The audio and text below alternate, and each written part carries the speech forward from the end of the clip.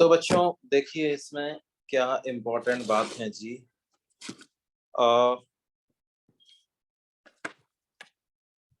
हम कुछ टर्म्स की बात करते हैं जो कि हर तरह की वेव्स के लिए एप्लीकेबल होंगी। मतलब कि क्या, amplitude of a wave, wavelength of a wave, frequency of a wave.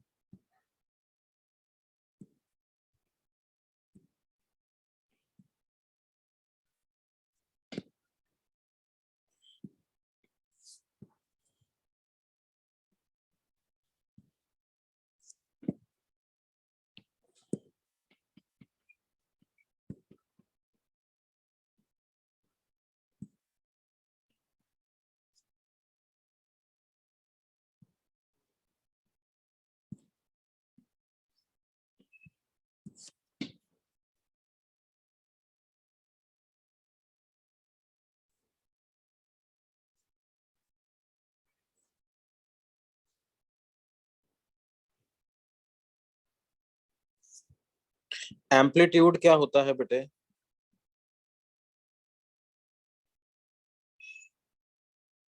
Height of the crest or depth of the trough.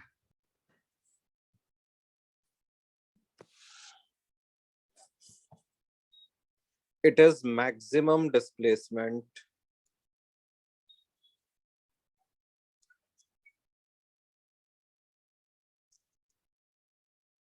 of particles of medium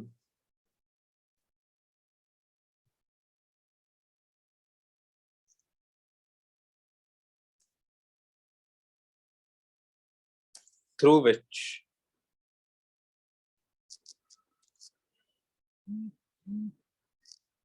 a wave is propagated.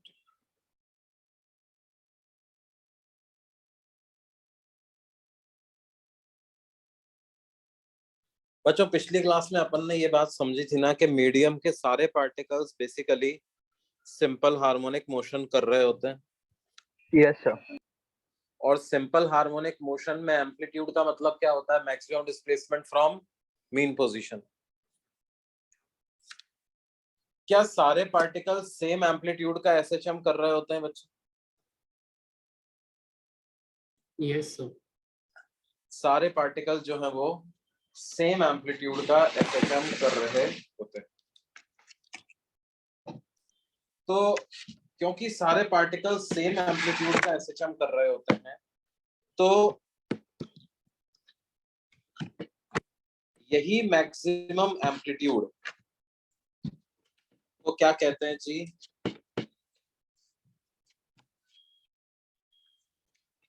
यही इसी SHM के maximum displacement को क्या कहते हैं?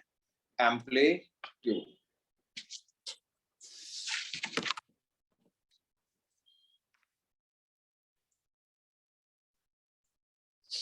Amplitude of wave, her particle के SHM का जो एम्पलीट्यूड है वही बेसिकली एम्पलीट्यूड ऑफ वेव हो जाता है। फ्रीक्वेंसी क्या होती है? Minimum distance between particles which नहीं oscillating. नहीं, frequency number of oscillations Per second. हाँ sir, number of done by a particle ना? हाँ, completed by particles of the medium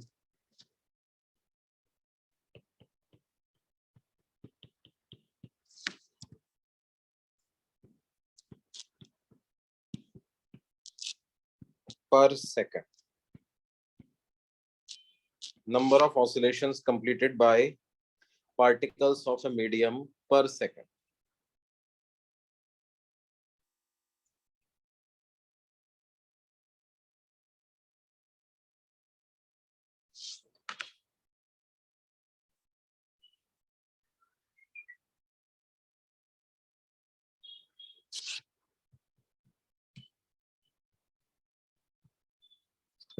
time period क्या होता है?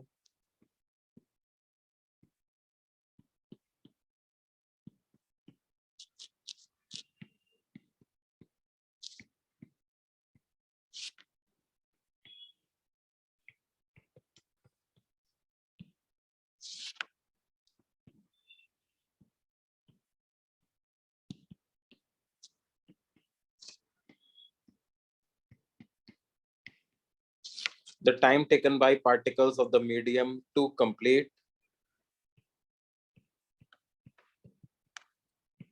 one oscillation. वेवलेंथ क्या होती है?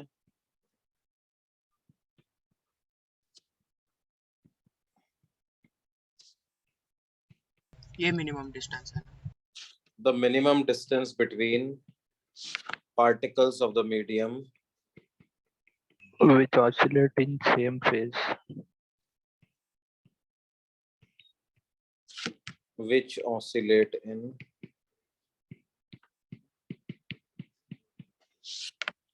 in same phase. The minimum distance between particles of the medium which oscillate in same phase.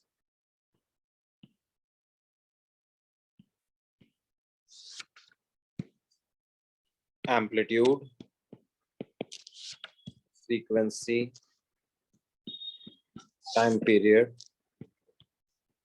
और ये सिंबल होता है किसका? Wavelength. Velocity of wave, frequency और वेवलेंथ में क्या रिलेशन होता है जी? VW is equal to lambda f.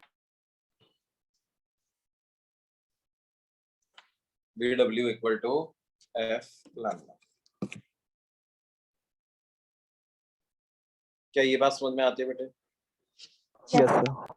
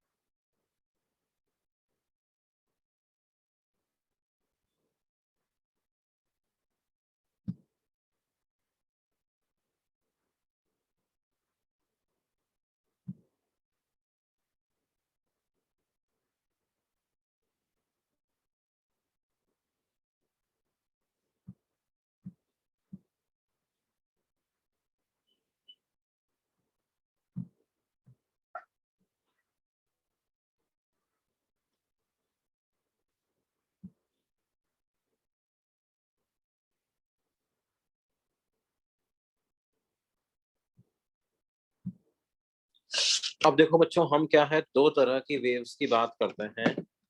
एक होती हैं ट्रांसवर्स वेव्स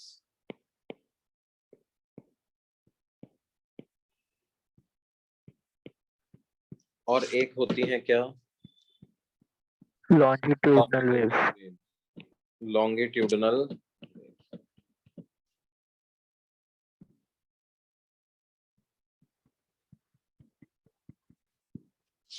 ट्रांसवर्स वेव्स और लॉन्गिट्यूडनल वेव्स में क्या डिफरेंस होता है? The direction of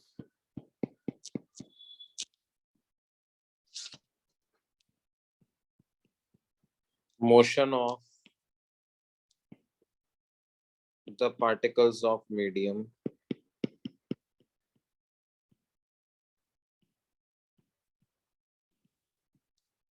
is perpendicular to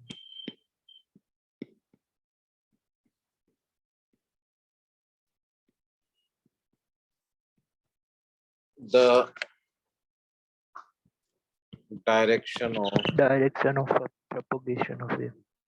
propagation of wave.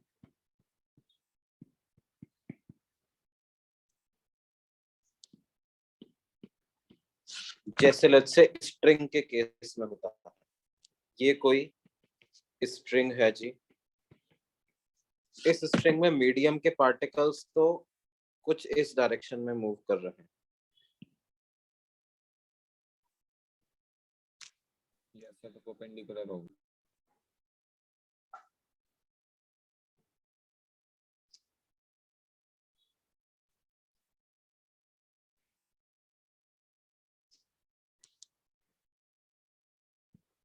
और वेव ऐसे प्रोपोगेट कर, वेव प्रोपोगेशन की डायरेक्शन है।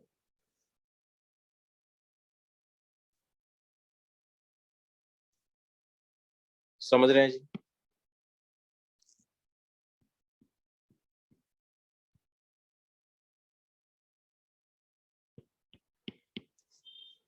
वेव स्ट्रिंग के अलोंग प्रोपोगेट कर रही है और मीडियम के पार्टिकल्स इस तरह से। लॉन्गिट्यूडनल वेव्स क्या है?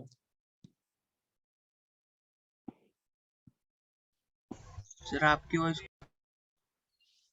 क्या बोल रहे हैं बेटे? सर अभी बीच में आपकी आवाज क्रैक हो रही थी। अच्छा अच्छा, अभी अभी ठीक आ रही है? यस हाँ सर, सर अभी अभी चल रही है। Okay. The direction of motion of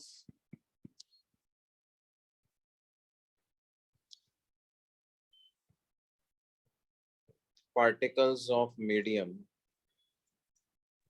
is parallel to direction of propagation. is parallel to the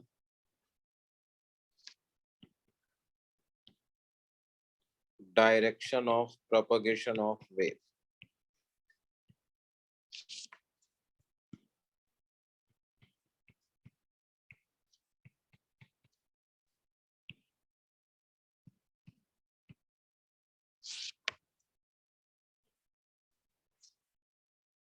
ये मीडियम है, सर जैसे साउंड वेव ना। जैसे साउंड वेव। यस,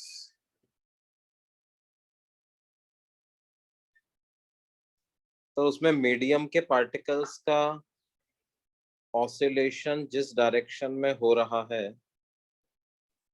वेव भी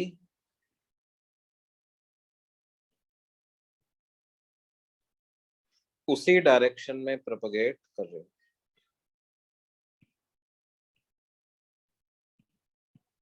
समझ रहे हैं जी? Yes, sir.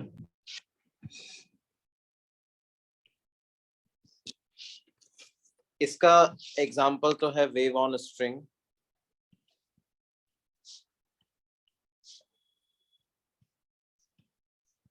और इसका एग्जाम्पल क्या है जी?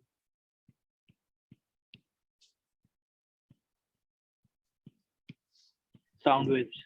साउंड।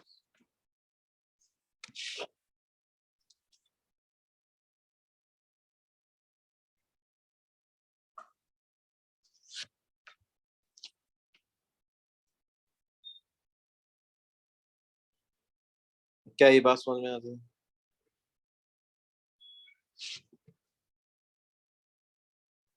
हाँ सर।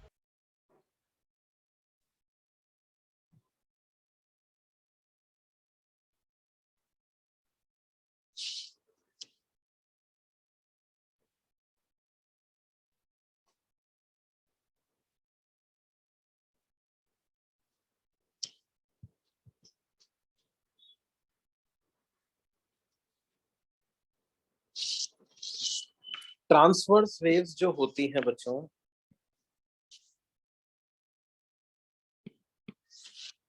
वो लिक्विड्स और गैसेस के अंदर ट्रैवल नहीं कर सकती। वो लिक्विड्स की सरफेस पे तो ट्रैवल कर सकती हैं, लिक्विड के अंदर ट्रैवल नहीं कर सकती।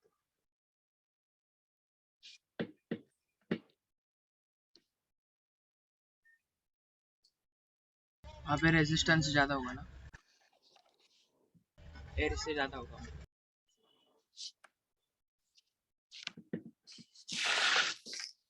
हाँ, मतलब क्या है,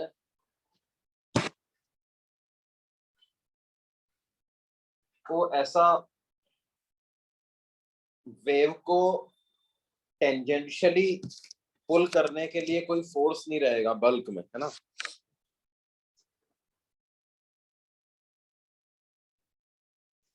हम क्या बोल सकते हैं, transverse wave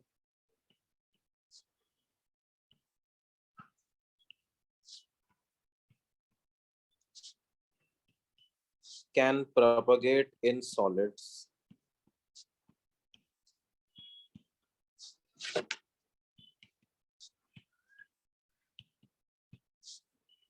and on the surface of the liquid.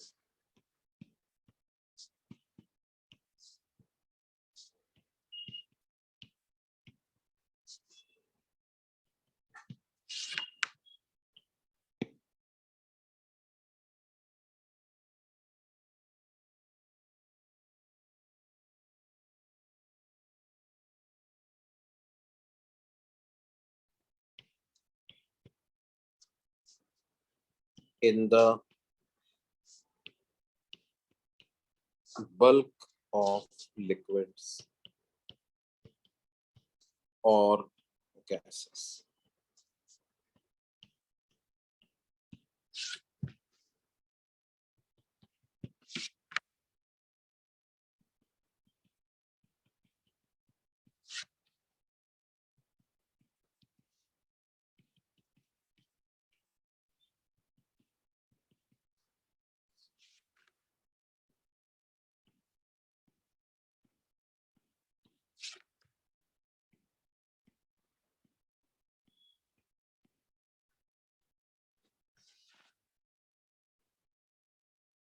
Sound waves का क्या होता है?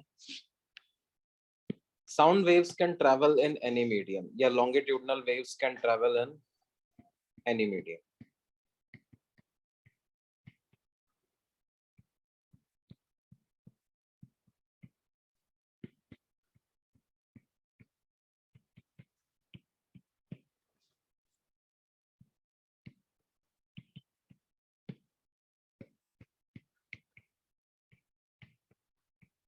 सॉलिड, लिक्विड और गैस. साउंड वेव सॉलिड में भी ट्रैवल कर सकती है, लिक्विड में भी ट्रैवल कर सकती है और गैसेस में भी ट्रैवल कर सकती है.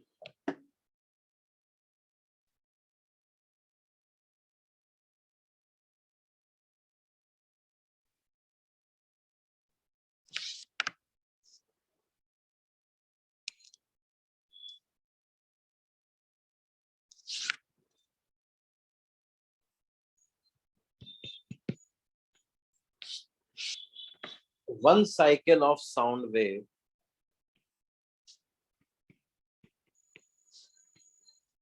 one cycle of a transverse wave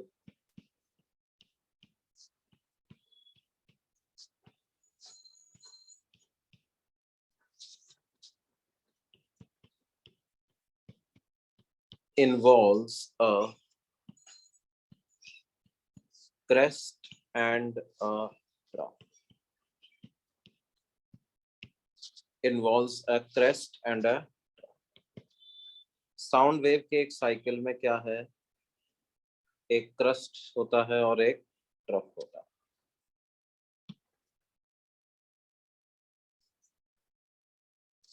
ये साउंड वेव का एक साइकिल हो गया. और ट्रांसवर्स वेव के एक साइकिल, लॉन्गिट्यूडनल वेव के एक साइकिल में क्या होता है जी? One cycle of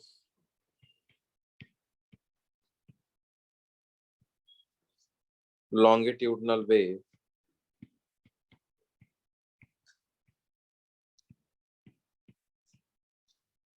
consists of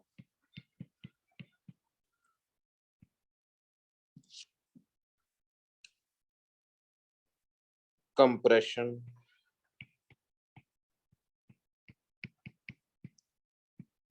and rarefaction. Consists of compression and rarefaction. देखो बेटा, मीडियम के पार्टिकल्स क्या, जैसे आप ऐसे समझिए कि ये क्या है, कई सारे एयर के मॉलिक्यूल्स हैं और जब साउंड वेव प्रोपगेट नहीं कर रही हैं तो ये सब रेस्ट है, इक्विडिस्टेंट है. इक्विडिस्टेंट. अब जब साउंड वेव प्रोपगेट करेगी तो क्या होगा? हर पार्टिकल अपनी जगह से डिस्प्लेस होगा. मान लो ये जो पहले नंबर का पार्टिकल है ये चल करके इधर आ गया, आगे चला गया, और दूसरे नंबर का पार्टिकल पीछे आ गया. तीसरे नंबर का पार्टिकल आगे चला गया और चौथे नंबर का पार्टिकल पीछे आ गया. पांचवें नंबर का पार्टिकल आगे चला गया और छठे नंबर का पार्टिकल पीछे आ गया और सातवें नंबर का पार्टिकल आगे चला गया. तो देखो इस जगह पर क्या क्रिएट हो जाएगा बेटे? क्या यहाँ पे प्रेशर बढ़ जाएगा क्या? Yes, sir. ये 7 पार्टिकल हैं. अब जब वेव प्रोपगेट कर रही है तो इनकी स्थिति क्या हो गई, 1 2 3 4 5 6 7। तो 1 और 2 के बीच का गैप कम हो गया ना, कंप्रेशन हो गया। तो क्या यहाँ पे एक तरीके से प्रेशर बढ़ जाएगा, हाई प्रेशर क्रिएट हो गया यहाँ पे।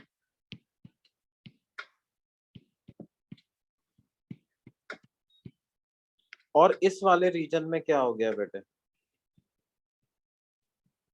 यहाँ पे जो पार्टिकल थे वो और दूर दूर चले गए, तो क्या यहाँ पे लो प्रेशर क्रिएट हो गया क्या? Yes, sir. यहाँ पे क्या क्रिएट हो गया जी, लो प्रेशर। और 3 और 4 जहां पे हैं उधर क्या क्रिएट हो गया, High pressure. High pressure create हो गया।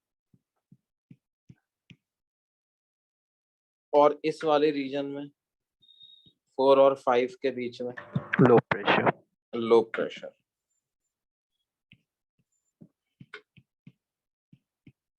तो फिर क्या ऐसा low pressure high pressure low pressure high pressure successively चलता चला जाएगा क्या?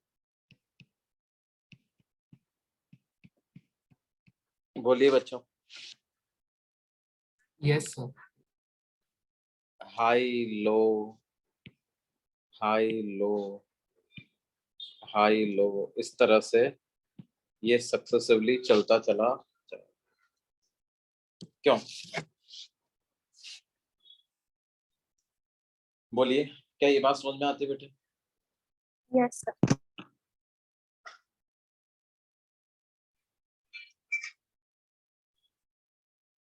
तो हमने ये प्रेशर के टर्म्स में चली,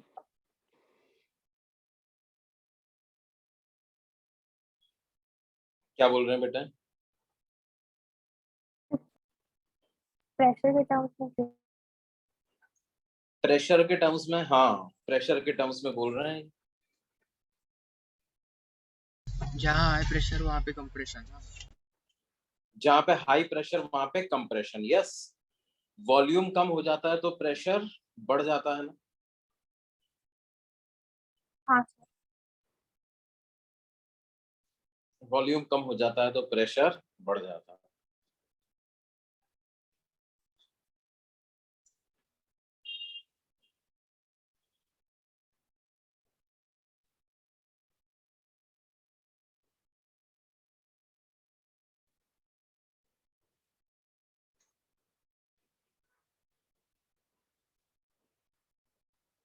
फिर सेकंड पॉइंट लिखना था। सेकंड पॉइंट लिखना है क्या?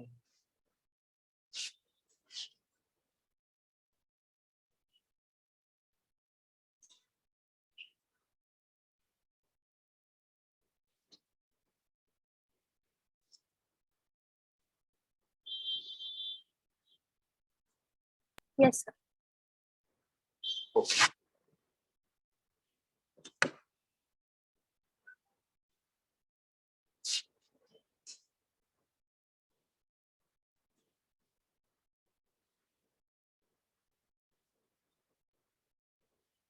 Sir 1 minute.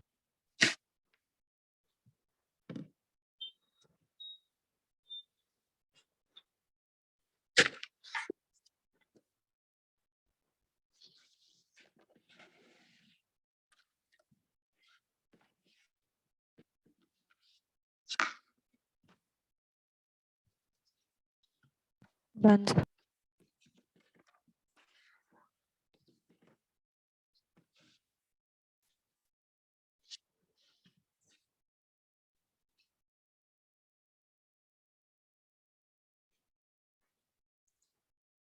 हो गया जी।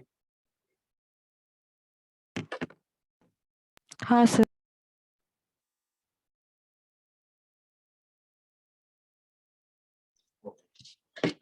तो साउंड वेव को हम लोग क्या है, एज ए प्रेशर वेव भी समझ सकते हैं। साउंड वेव को हम डिस्प्लेसमेंट वेव तो बोलते ही हैं। क्यों? क्या ये बात समझ में आती है बच्चों? Yes, sir.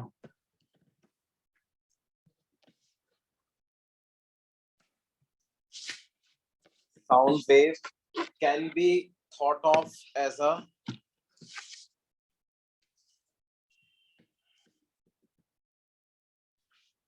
displacement wave as well as a pressure wave. जैसे मैं एक सिंपल सी बात आपको बताऊं कि क्या है, अगर मान लो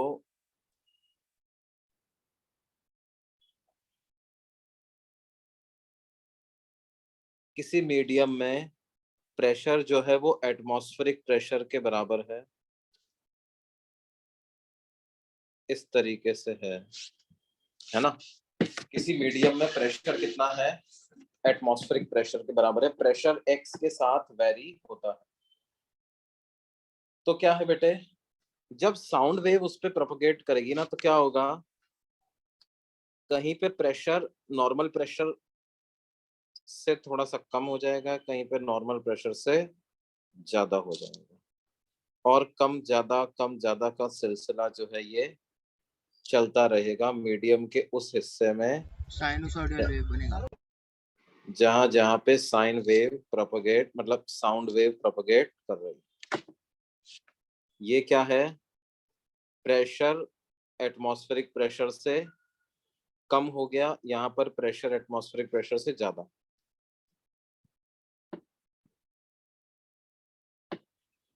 समझ में आती है बात बच्चों? Yes.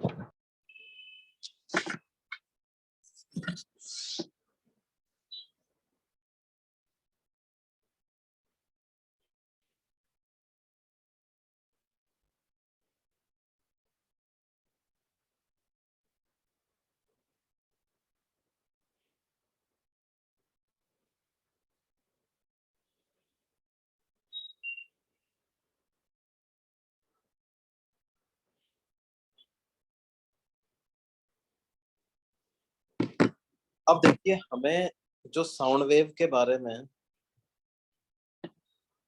यहाँ पे इम्पोर्टेंट चीज के बारे में बात करनी है वो क्या है, देखिए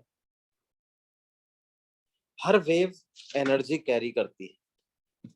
साउंड वेव भी अपने साथ क्या कैरी करती है बेटे, एनर्जी। Energy. अब जो एनर्जी साउंड वेव कैरी करती है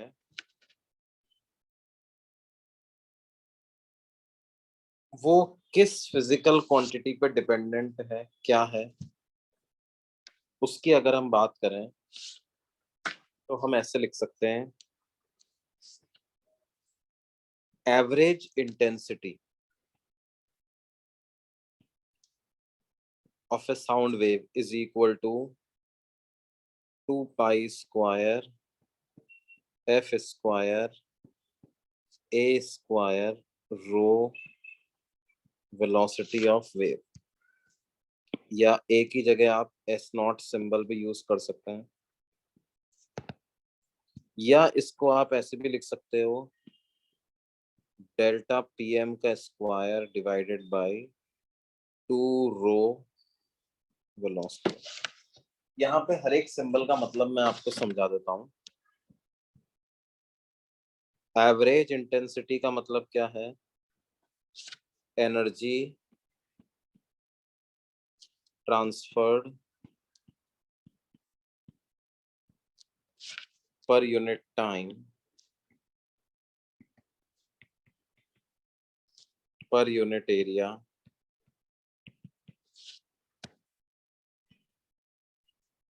बाय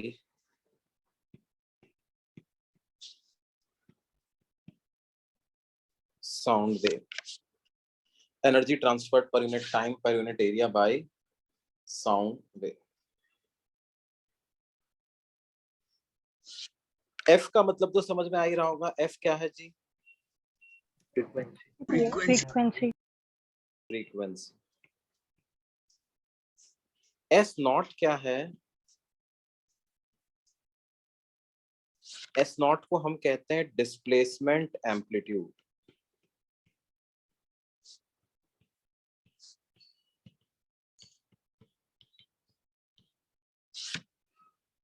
रो है डेंसिटी ऑफ मीडियम, जैसे एयर में चल रही है तो एयर की डेंसिटी, वाटर में चल रही है तो वाटर की डेंसिटी, और VW क्या है जी? Velocity of sound wave.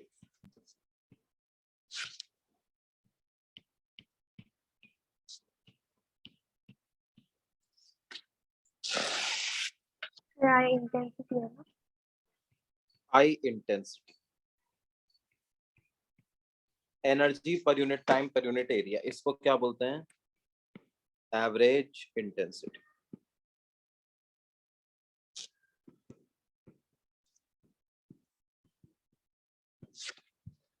Delta PM क्या होता है बेटे? देखो, जब मीडियम के पार्टिकल्स डिस्प्लेस होते हैं तो प्रेशर में वेरिएशन आता है ना। Yes. प्रेशर में वेरिएशन आता है। तो डेल्टा पीएम का मतलब क्या है? मैक्सिमम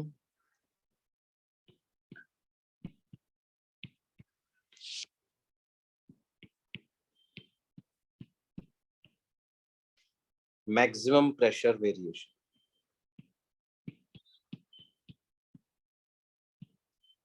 या इसको प्रेशर वेरिएशन एम्पलीट्यूड भी बोल सकते हैं।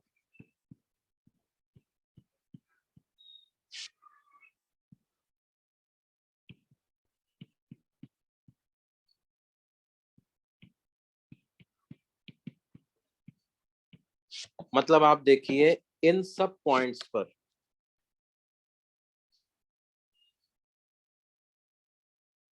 At all these points pressure जो है वो एटमॉस्फेरिक प्रेशर से कम है। क्यों? लेकिन सबसे ज्यादा कम इस जगह पे है ना। Yes. उसी तरह से इन सारे पॉइंट्स पर प्रेशर जो है वो एटमॉस्फेरिक प्रेशर से ज्यादा है, लेकिन इस जगह पर सबसे ज्यादा। Yes, sir. क्यों जी? तो ये जो सबसे ज्यादा और सबसे कम वाली जो वैल्यू है, इसी को बोलते हैं प्रेशर वेरिएशन एम्पलीट्यूड।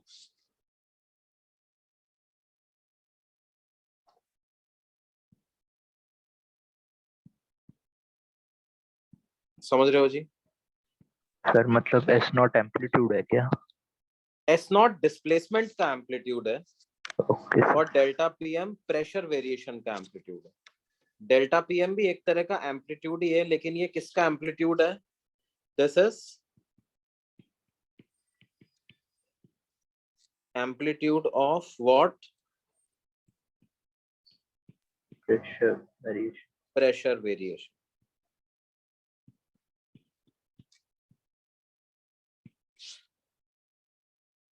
समझ में आती बात? ये इन दोनों में आपस में रिलेशन होता है। अगर आपको एस नॉट पता है तो उससे डेल्टा पीएम पता लगा सकते हो। कैसे? डेल्टा पीएम को आप लिख सकते हो बी के S not,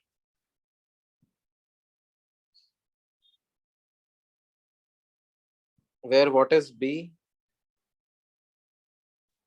bulk B model. Is, बिल्कुल सही, बल्क मॉडुलस।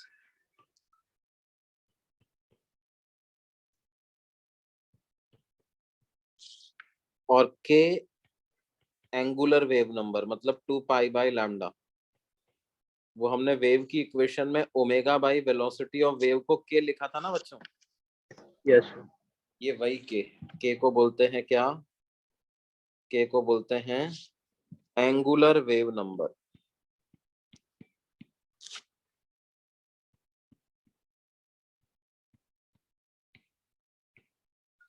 के को बोलते हैं क्या? Angular wave number.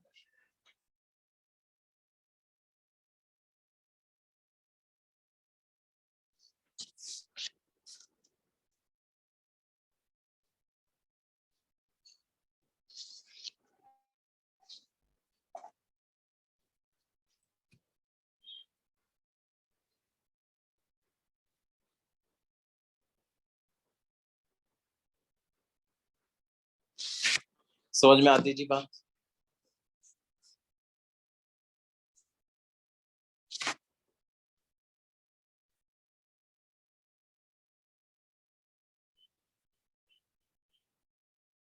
Yes.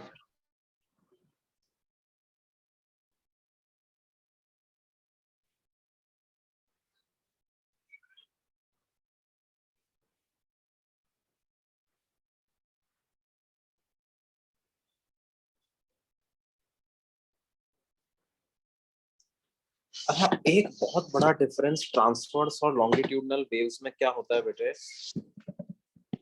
आप ये चीज लिख लीजिए कि ट्रांसवर्स वेव्स जो हैं वो पोलराइज हो सकती हैं।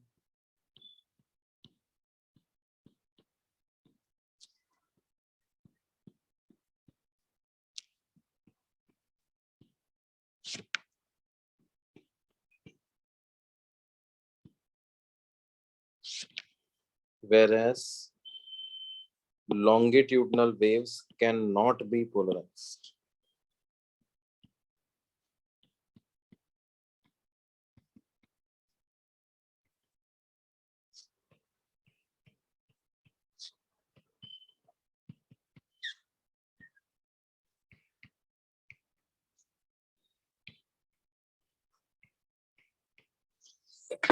Transverse waves polarized हो सकती हैं, longitudinal waves cannot be polarized.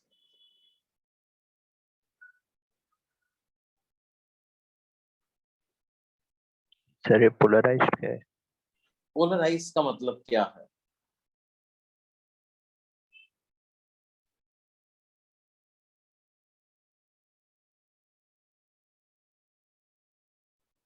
देखिए,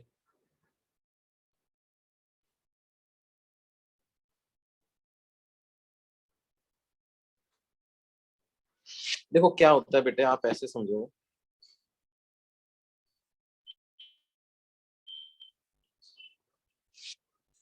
मान लेते हैं कि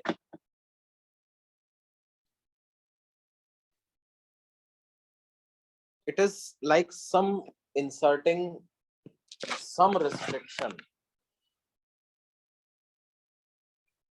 on movement of particles of the medium.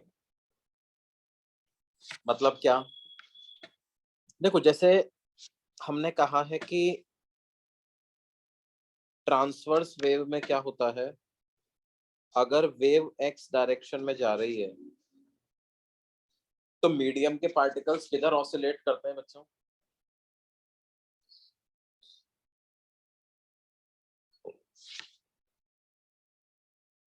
Medium के पार्टिकल्स किधर ऑसिलेट करते हैं? परपेंडिकुलर ना। Perpendicular to propagation of wave.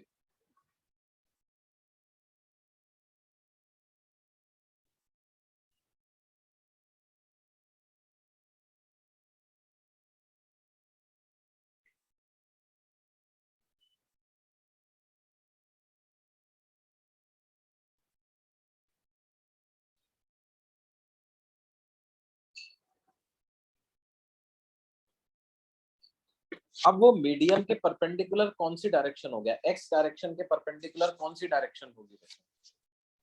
Y. Y. और भी कोई हो सकती है क्या? जेड भी हो सकती है। जेड पे। जेड भी हो सकती है। और क्या वाई और जेड के बीच की भी कोई डायरेक्शन पॉसिबल हो सकती है क्या?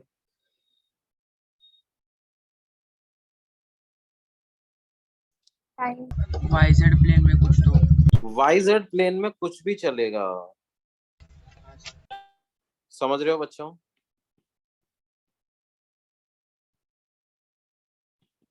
वाई जेड प्लेन में कुछ भी डायरेक्शन चलेगी।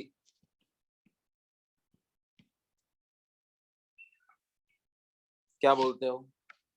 क्या कुछ भी डायरेक्शन चलेगी क्या वाई जेड प्लेन में ऑसिलेशन की? मतलब ट्रांसवर्स वेव तो बस एक कंडीशन लगाती है। क्या कंडीशन लगाती है? कि भैया एक्स डायरेक्शन में प्रोपगेशन नहीं होना चाहिए, एक्स के परपेंडिकुलर में ही होना चाहिए। बाकी फिर वाई में हो या पूरी तरह से जेड में हो या वाई और जेड के बीच में हो कहीं पर, वो आपकी मर्जी है साहब। क्यों जी? Yes sir.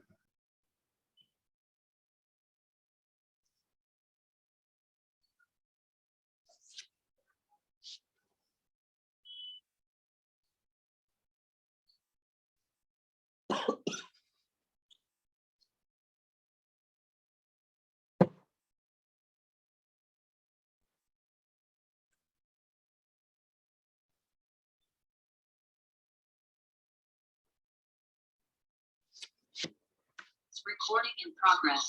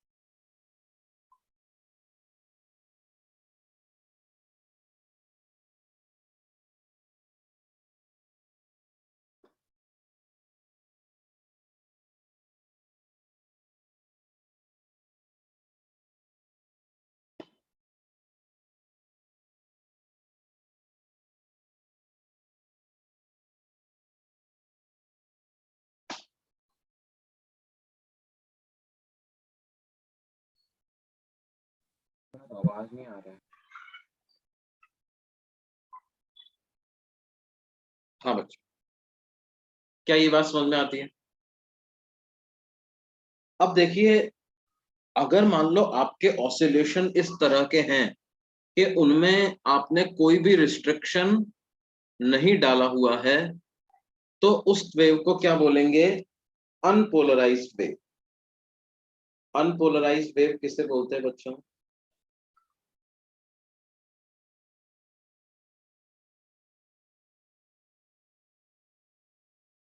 A transverse wave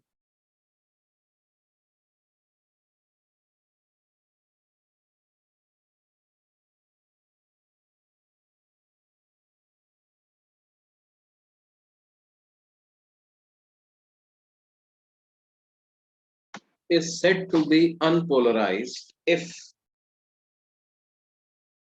particles of medium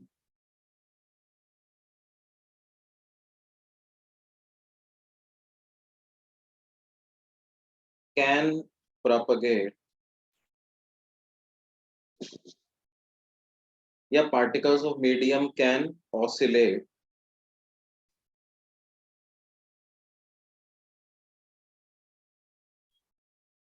in any direction perpendicular to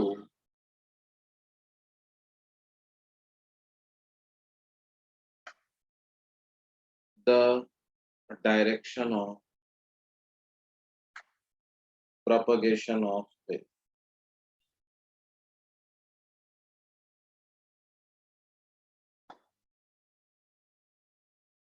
यानी कि कोई रिस्ट्रिक्टेड मूवमेंट नहीं है बच्चों। There is no restricted movement, किसी भी डायरेक्शन में हो सकता है ना। तो उस वेव को तो हम क्या बोलते हैं? Unpolarised wave. वो पूरी तरह से y में भी हो सकता है, वो पूरी तरह से z में भी हो सकता है, वो y और z के साथ 45 डिग्री एंगल पे भी हो सकता है, वो y और z के साथ 30 डिग्री एंगल पे भी हो सकता है, 10 डिग्री पे भी हो सकता है, 20 पे भी हो सकता है, किसी में भी हो सकता है ना। लेकिन पोलराइज्ड वेव क्या कहते हैं? पोलराइज्ड वेव उसे कहते हैं कि आपने कुछ रिस्ट्रिक्शन लगा दिया कि सिर्फ y में ही हो सकता है, या आपने रिस्ट्रिक्शन लगा दिया कि सिर्फ ऑसिलेशन सिर्फ z में ही हो सकते हैं, या आपने लगा दिया कि भैया सिर्फ 30 degree with the y axis ही हो सकते हैं, है ना। पोलराइज्ड वेव किसे कहते हैं जी?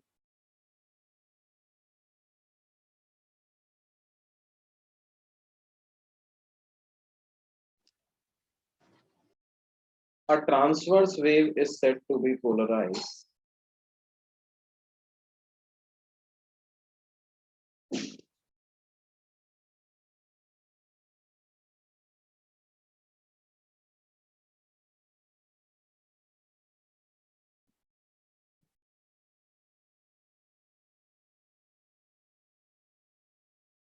A transverse wave is said to be polarized if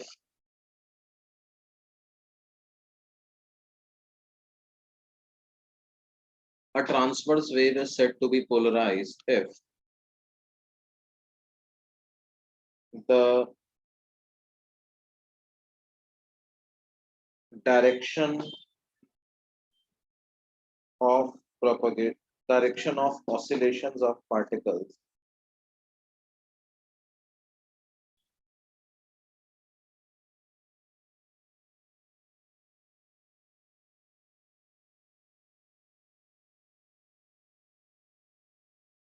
are restricted.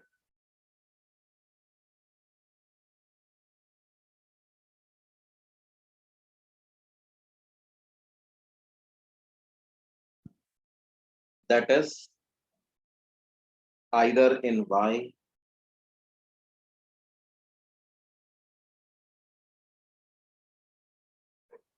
or in Z or at some particular angle in YZ.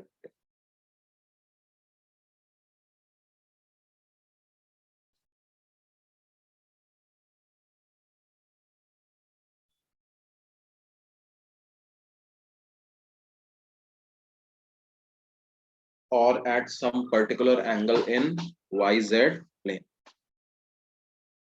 क्या आप ये पोलराइज और अनपोलराइज में अंतर समझ में आया बच्चों सबको?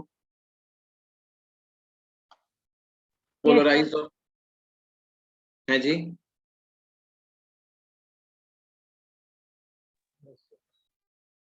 Yes. अब ये जो पोलराइज और अनपोलराइज का जो फिनोमेना है ना, ये सिर्फ ट्रांसवर्स वेव में ही संभव है।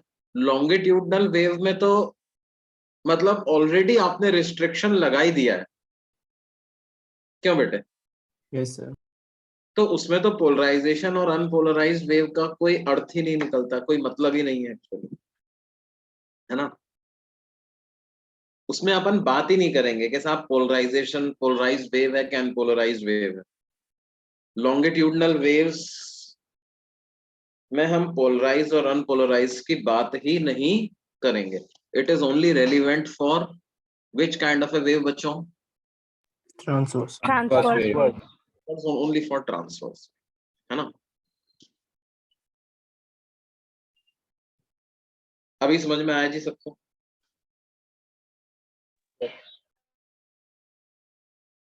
आगे चलें। सर एक मिनट ऊपर का पेज दिखाएंगे। हाँ बताओ।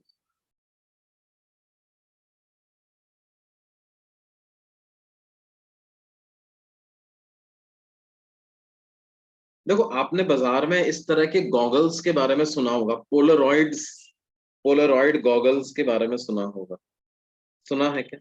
हाँ सर.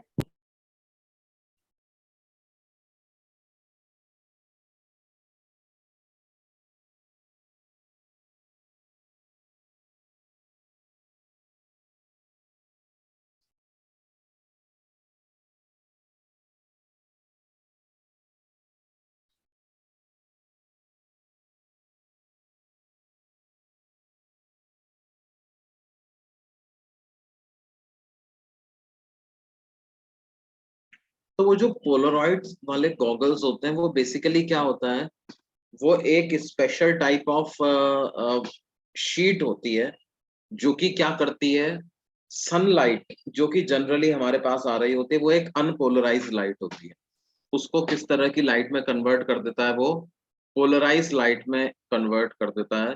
तो उससे क्या होता है कि जो ग्लेयर आ रहा होता है, अपन लेट्स से के बीच पे बैठे हैं और वहां पर सनलाइट जो है वो वेव से टकरा करके आ रही है, तो हमारी हमें क्या है, वो वेव्स क्लियरली नहीं दिखाई दे रही है, एक ग्लेयर टाइप का आ रहा है। तो क्या होता है, वो पोलरॉइड्स बेसिकली क्या कर लेते हैं, they absorb some of the oscillations of electric field and hence glare जो है उसको क्या कर देते हैं, वो कम कर देते हैं। क्या ये सर बात? ग्लेयर या फ्लेयर? Glare, glare.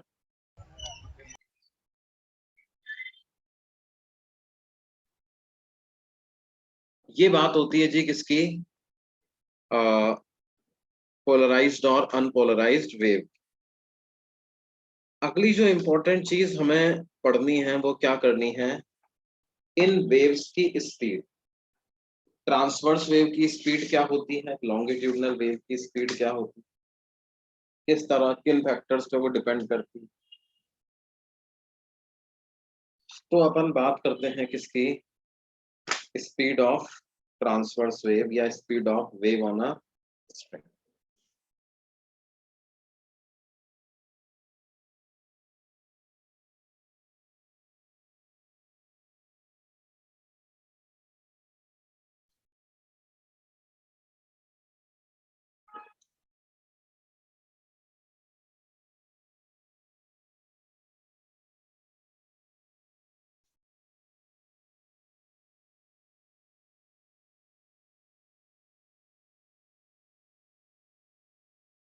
क्या होती है जी स्पीड ऑफ ट्रांसवर्स वेव और speed of wave on a string. इसका एफ लैम्डा। फॉर्मूला होता है हमारे पास under root T upon mu, where what is T, T is the tension in the string, and what is mu, mu is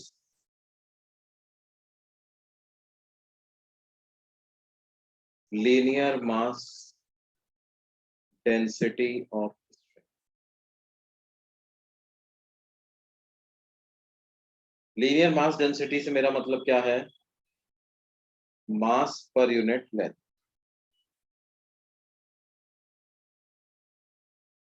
इसकी SI unit क्या होगी बच्चों, kilogram पर मीटर इसकी एसआई यूनिट,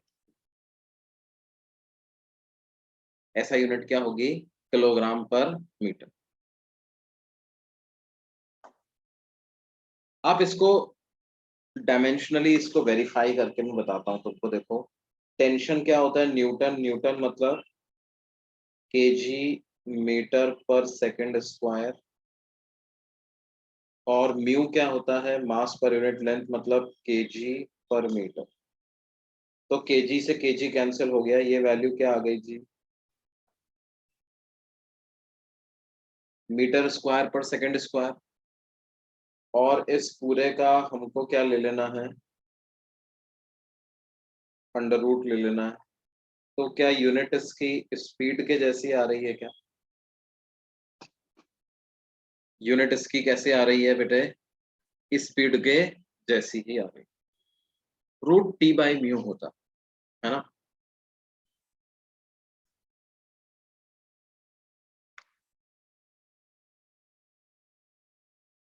जितनी ज्यादा टेंशन होगी उतनी ही तेजी से स्पीड वेव पे प्रोपगेट करेगी।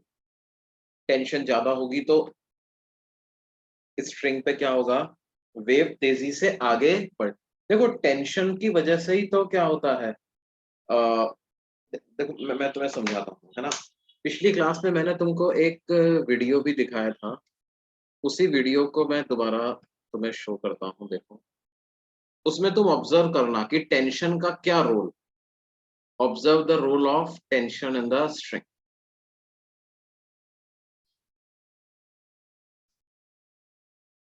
क्या देख पा रहे हैं बच्चों वीडियो, No, नहीं sir sir. Sir. Screen sharing है। स्क्रीन शेयर ही दिख रहा है।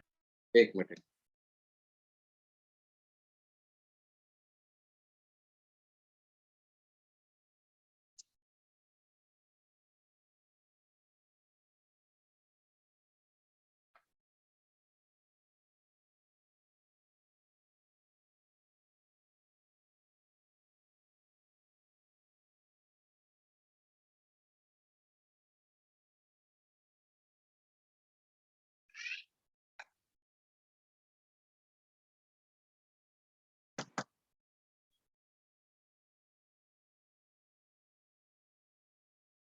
एक मिनट रुको, वो बेसिकली मैं ऐसे ही बताने,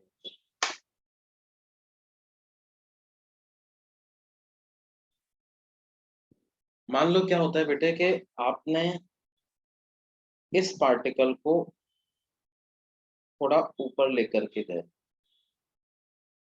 है ना। अब क्या ये वाला पार्टिकल और ये वाला पार्टिकल आपस में कनेक्टेड है क्या बच्चे? हाँ सर। तो जब आप इसको लेकर के जाओगे ऊपर, तो उसकी अगर लेंथ चेंज होगी ना।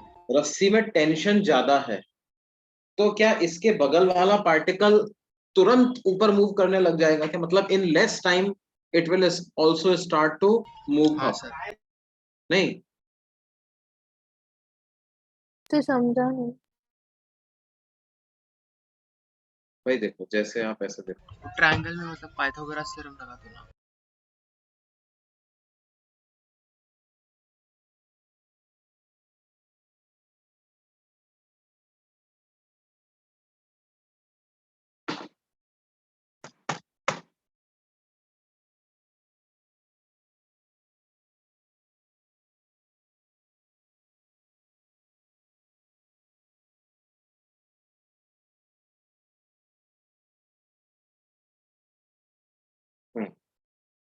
आप देखो,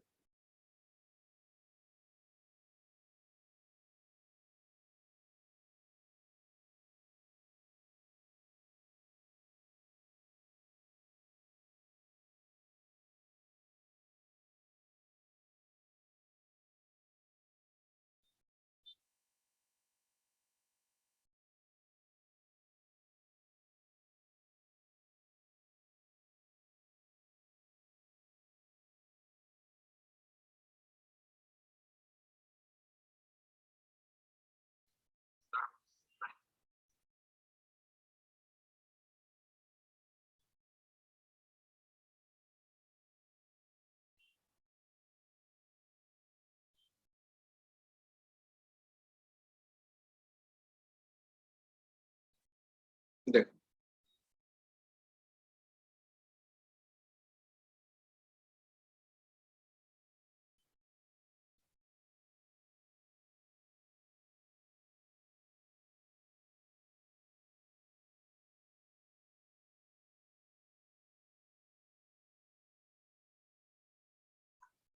देखो, ये एक पार्टिकल ऊपर गया,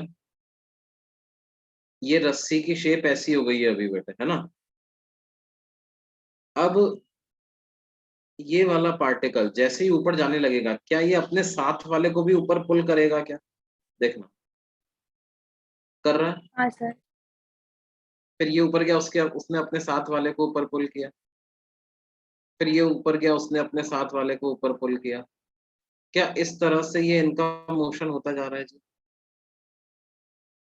यस सर।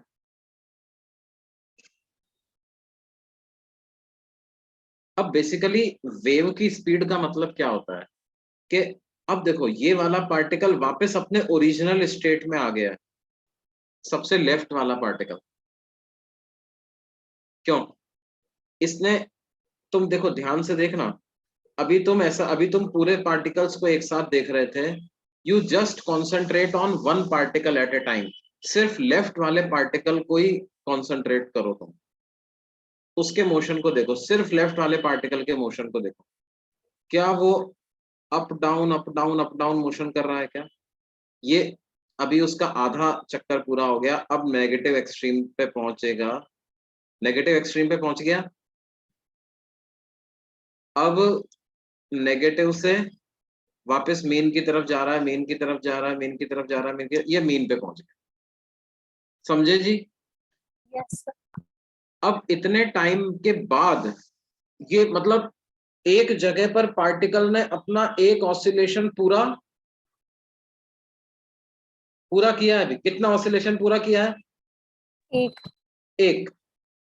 अब जाके ये वाला पार्टिकल मूव करना चालू करेगा। कौन सा? ये वाला, बिल्कुल जहां पर ये पूरा साइकिल कंप्लीट हो रहा है, राइट मोस्ट वाला। समझ रहे हैं?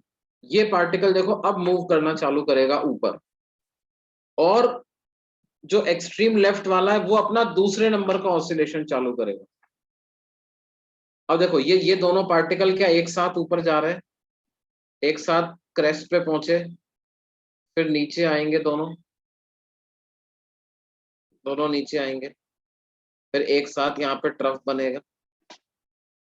क्या ये, अगर मान लो रस्सी ढीली ढीली रस्सी छोड़ोगे तो क्या आपका वही जो लूप है वो धीरे धीरे प्रोपगेट करेगा क्या रस्सी पे? और रस्सी को जितना टाइट रखोगे क्या जल्दी लूप एक जगह से दूसरी जगह प्रोपगेट कर जाएगा? Yes, sir. है ना? देखो मैं और इसका आपको बताता हूँ।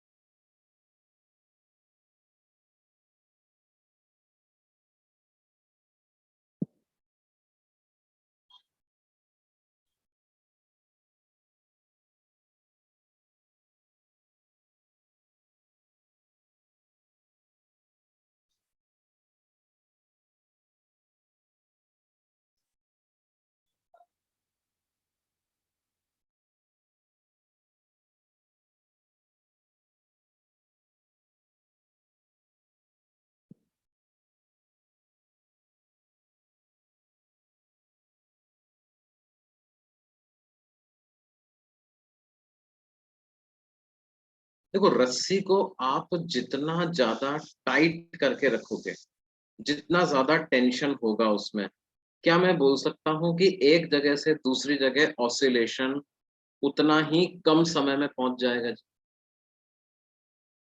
Yes, sir. Yes, sir. एक जगह से दूसरी जगह ऑसिलेशन जो है वो उतना ही कम समय में पहुंच जाएगा। ये टेंशन इन द स्ट्रिंग ही है जो कि एक पार्टिकल के ऑसिलेट करने पर रस्सी के अगल बगल के पार्टिकल्स को भी ऑसिलेट करवाती है। टेंशन इन द स्ट्रिंग की वजह से ही ऐसा पॉसिबल हो पाता है।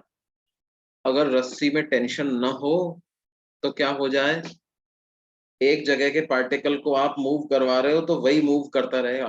देखो जब अपन रस्सी में बांध करके इस तरह से वेव जनरेट करते हैं या एक पल्स जनरेट करते हैं तो वो पल्स पूरी रस्सी में प्रोपगेट होता है। And that happens because of आपने तो सिर्फ जो आपके हाथ में जो एंड है उसी को ऊपर नीचे मूव करवाया ना।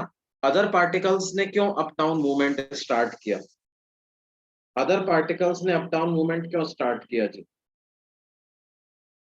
वो सब connected piston से.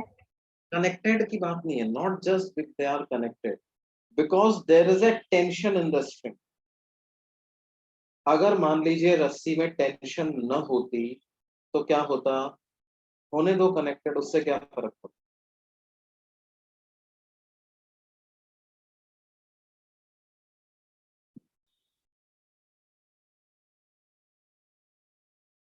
समझ रहे हैं जी? Yes, sir.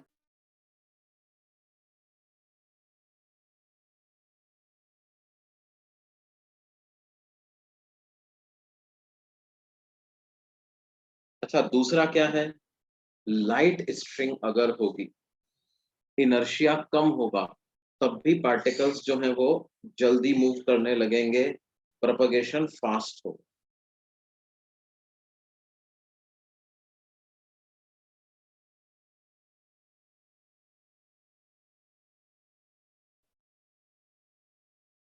क्या ये बात समझ में आती है जी?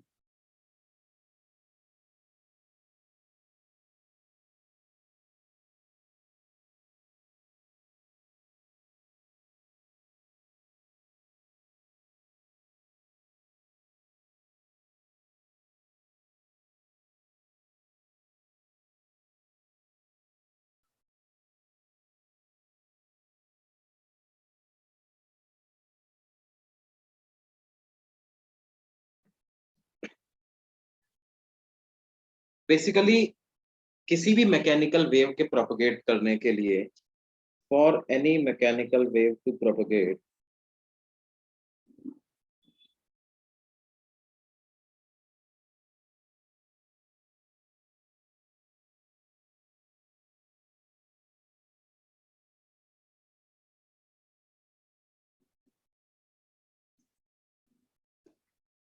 The medium must have some elasticity.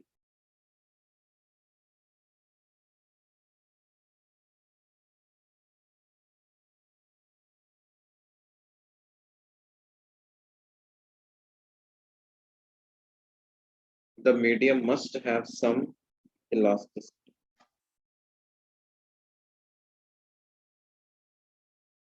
Medium के पास कुछ इलास्टिसिटी होनी ही चाहिए.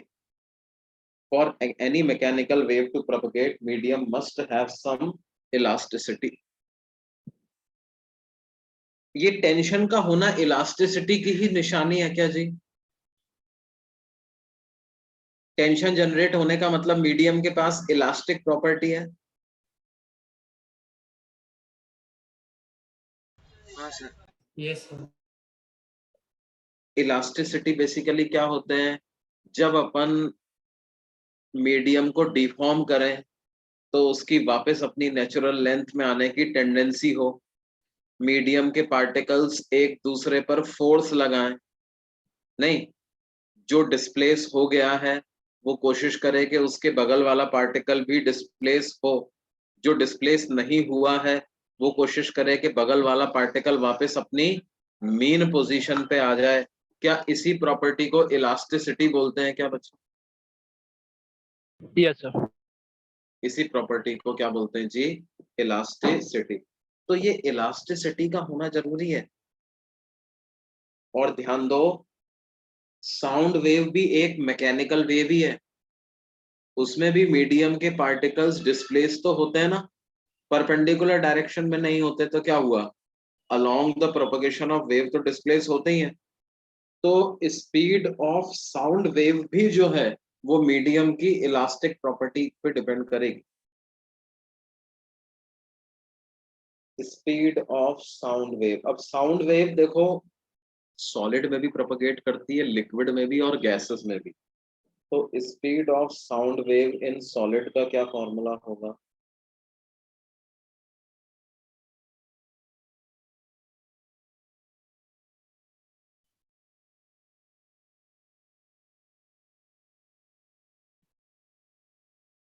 Under root of y by rho. और स्पीड ऑफ साउंड वेव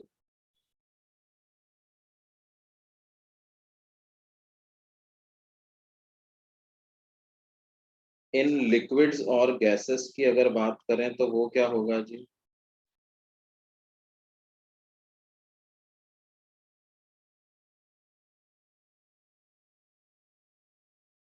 वो बराबर होगा under root of b by rho. Speed of sound wave in liquids and gases किसके बराबर होगा? Under root of b by rho. क्या ये चीज समझ में आती है बच्चों? Yes, sir. Yes, sir. y क्या है? y is Young's modulus of solid. Bulk modulus.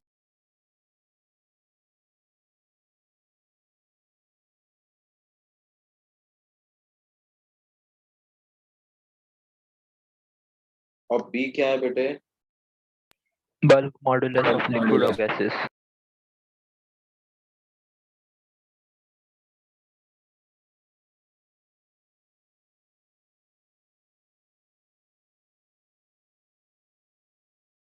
अब स्पेसिफिकली अगर हम साउंड वेव की वेलोसिटी की बात करें in an ideal gas,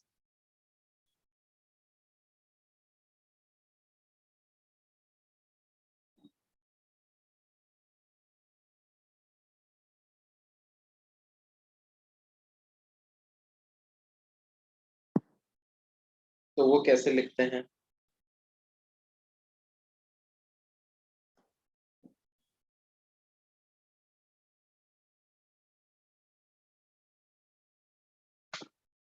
velocity of sound wave in an ideal gas कैसे लिखेंगे? देखिए इसके दो फॉर्मूले होते हैं. पहला होता है Newton's formula.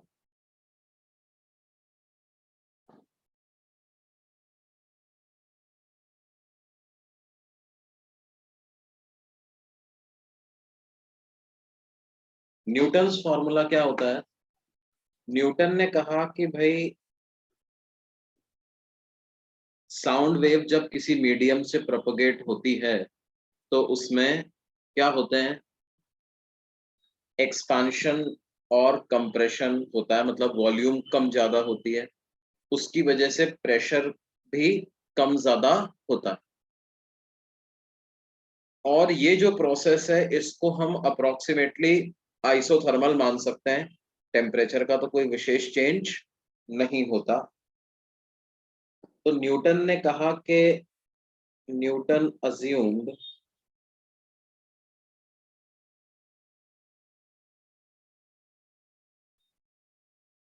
the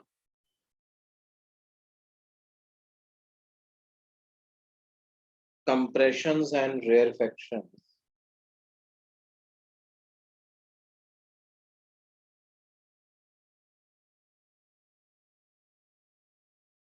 of air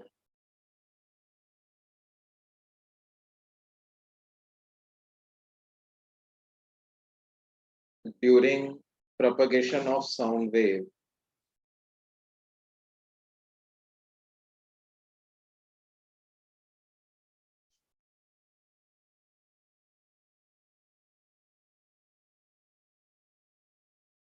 as isothermal process.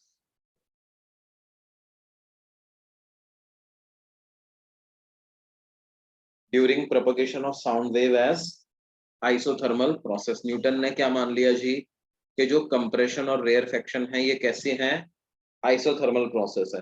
Isothermal process है इसका मतलब क्या है, प्रेशर इनटू वॉल्यूम को कांस्टेंट बोल सकते हैं, Yes, sir.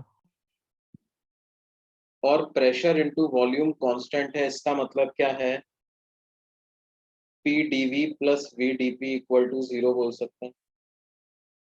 Yes, sir.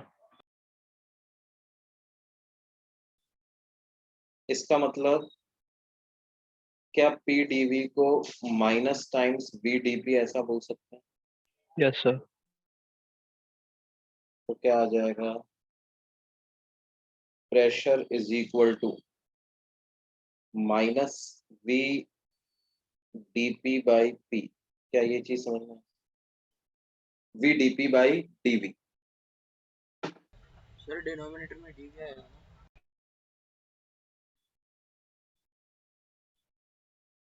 क्या हम बोल सकते हैं प्रेशर किसके बराबर आ गया, minus D P divided by D V by we.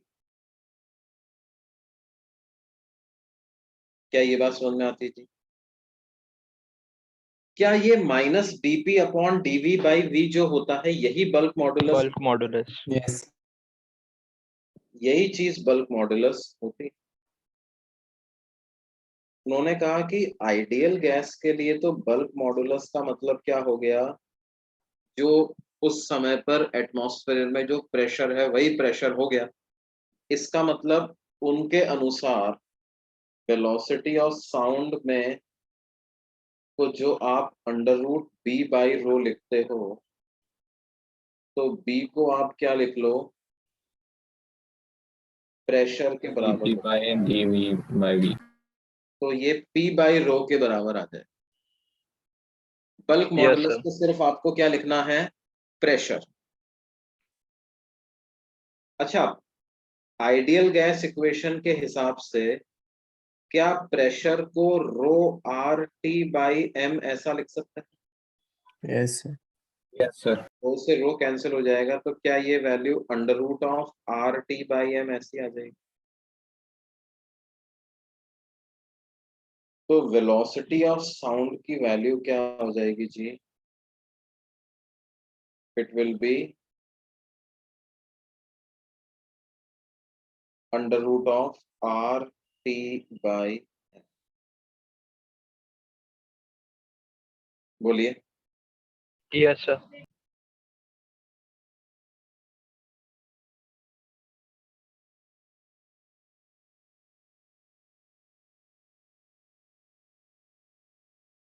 यहाँ तो पे टी टेम्परेचर न्यूटन, है ना? हाँ जी बेटे, यहाँ पे टी टेम्परेचर है ना? Capital T is temperature, yes.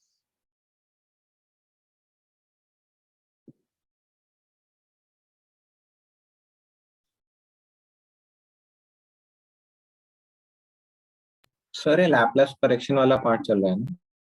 नहीं नहीं, अभी ये सिर्फ Newton's formula.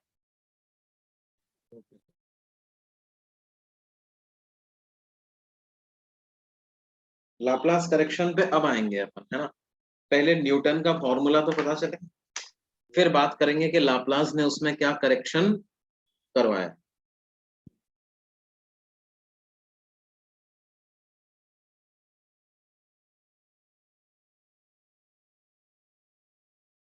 Molecular mass medium में जो गैसेस है वही ना, उसका होगा ना।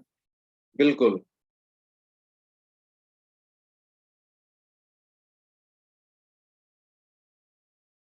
जैसे हमको पूछा जाए कि हीलियम में बताओ कितना तेजी से प्रोपोगेट करेगी, या ऑक्सीजन बताओ कितना तेजी से प्रोपोगेट करेगी। तो भी टेम्परेचर भी देंगे ना सर।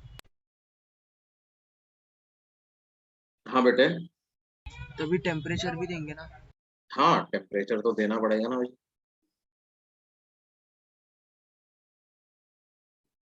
सर R25/3 वाला है या फिर 1/12 वाला? 25/3 वाला। Okay sir. है ना, 25/3।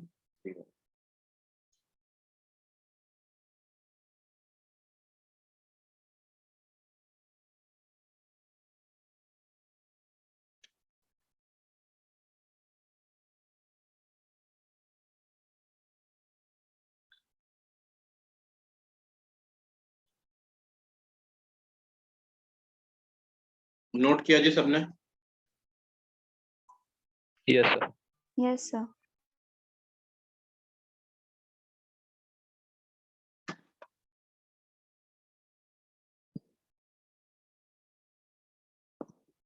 अब हम बात करते हैं किसकी, लैप्लास करेक्शन।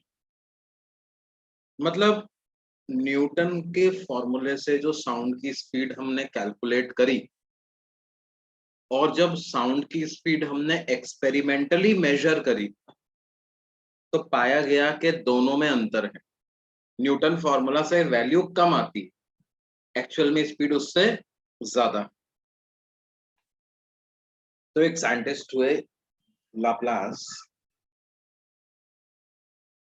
उन्होंने क्या कहा, उन्होंने कहा कि ये जो आप आइसोथर्मल प्रोसेस मान के बैठे हो, ये अजम्पशन आपका सही नहीं।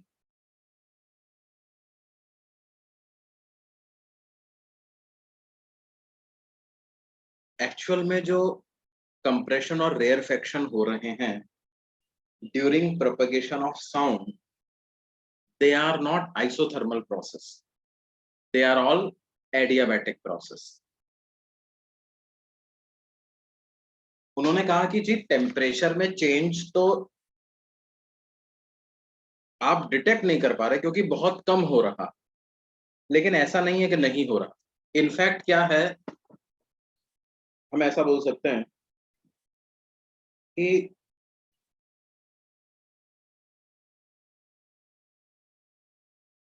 compressions and rarefactions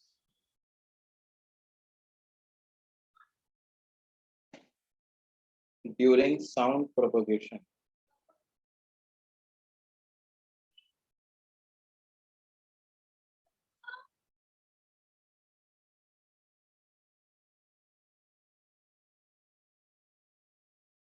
are so fast that and the conductivity of air। देखो बेटे, टेम्परेचर कांस्टेंट रहने के लिए क्या कंडक्टिविटी ज्यादा चाहिए क्या? हीट ट्रांसफर होनी चाहिए ना जल्दी जल्दी। Yes sir.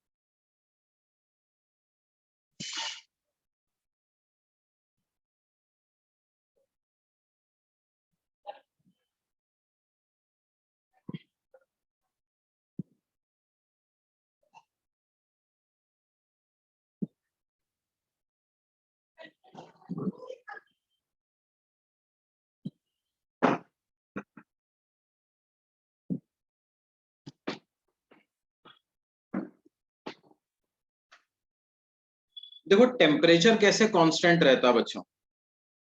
जैसे मान लो कि कोई पिस्टन है, पिस्टन में गैस भरी है,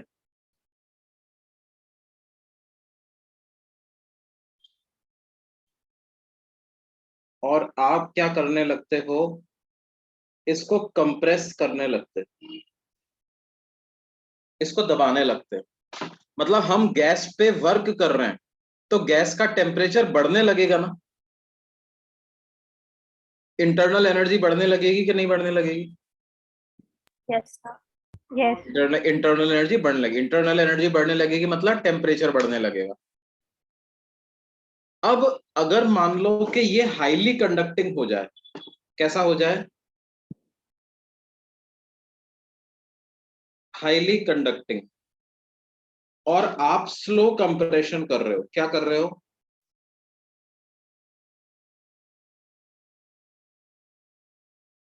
तब जाकर के प्रोसेस कैसी होगी? Isothermal. Then it will be an isothermal compression. क्या ये बात समझ में आती?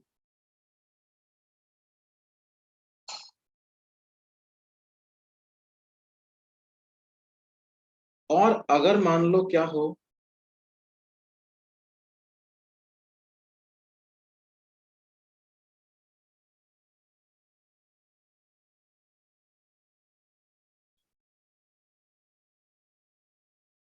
ये बहुत वीकली कंडक्टिंग हो, कैसा हो बेटे?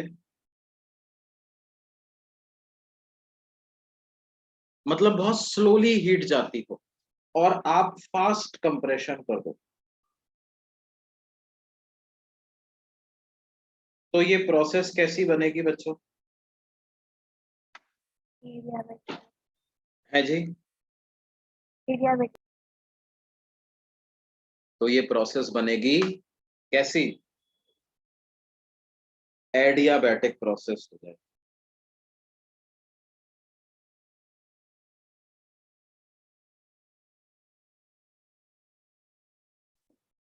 क्या लाप्लास का आर्ग्यूमेंट समझ में आया आपको? सर आप वापस रिपीट कर सकते हैं बिकॉज मैं डिस्कनेक्ट हो गया था।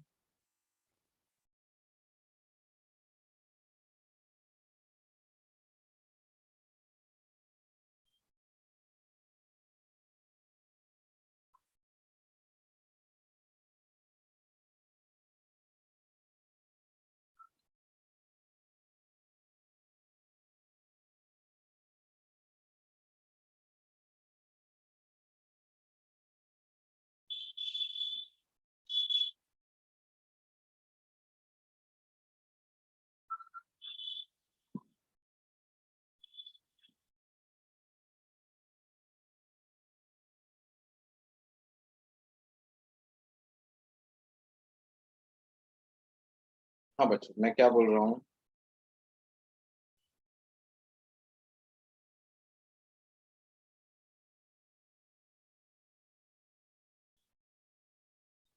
लाप्लास ने ये कहा कि जी देखिए, जो कंप्रेशन और रेयरफेक्शन होते हैं वो बहुत फास्ट होते हैं। देखो बच्चों, अच्छा कैसे फास्ट कैसे होते हैं सर? फास्ट क्यों होते हैं, स्लो होते होंगे?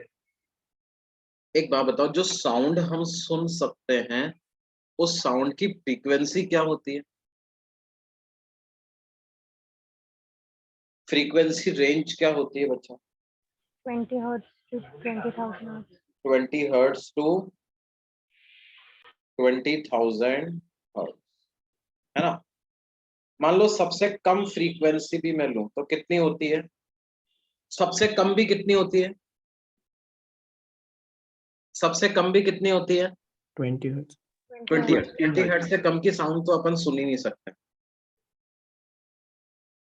20 हर्ट्ज का मतलब एक सेकंड में कितने ऑसिलेशन हो जाते हैं? 20 ऑसिलेशन। 20 बार, यानी 20 बार कंप्रेशन और 20 ही बार फ्रैक्शन। अगर मतलब मैं प्रेशर वर्सेस टाइम बनाऊं तो कैसा हो जाएगा? एक सेकंड के अंतर में कितनी बार अप डाउन हो जाएगा प्रेशर बच्चों? 20 times. 20 टाइम। ये एक बार, ये दो,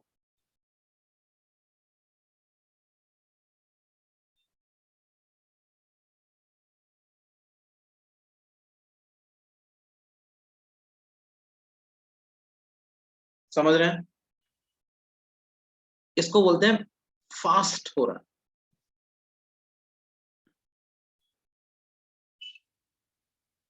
क्या बात समझ में आती है बच्चों? Yes, sir. और Yes, sir. जनरली ये 20 हर्ट्ज का नहीं होता। जनरली ये कितने हर्ट्ज का होता है? जैसे मेरी आवाज है, मेरी आवाज कितनी फ्रीक्वेंसी की होगी on an average? 200 2000 hertz type की। कितनी होगी? 2000. 2000 हर्ट्ज तक।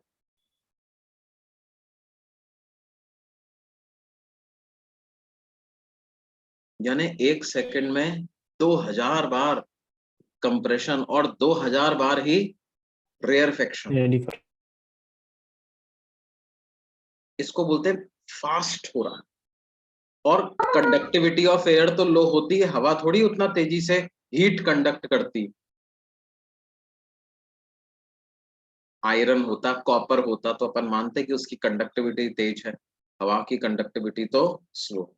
तो इसलिए क्या है, आइसोथर्मल नहीं मान सकते, आपको क्या मानना पड़ेगा? एडियाबैटिक। और एडियाबैटिक प्रोसेस के लिए अपन PV raise to the power gamma equal to constant लिखेंगे ना बच्चे? yes. इसका मतलब इधर डीपी बाय डीवी की वैल्यू क्या होती है एडियाबैटिक प्रोसेस के लिए? क्या डीपी बाय डीवी की value Gamma minus into P. Gamma P by V के बराबर आता है? मतलब कि minus V DP by DV की वैल्यू क्या आ गई? गामा पी आ गया। यानी minus D P divided by D V by V की क्या वैल्यू आ गई? क्या ये गामा पी के बराबर आ गई कि नहीं आ गई?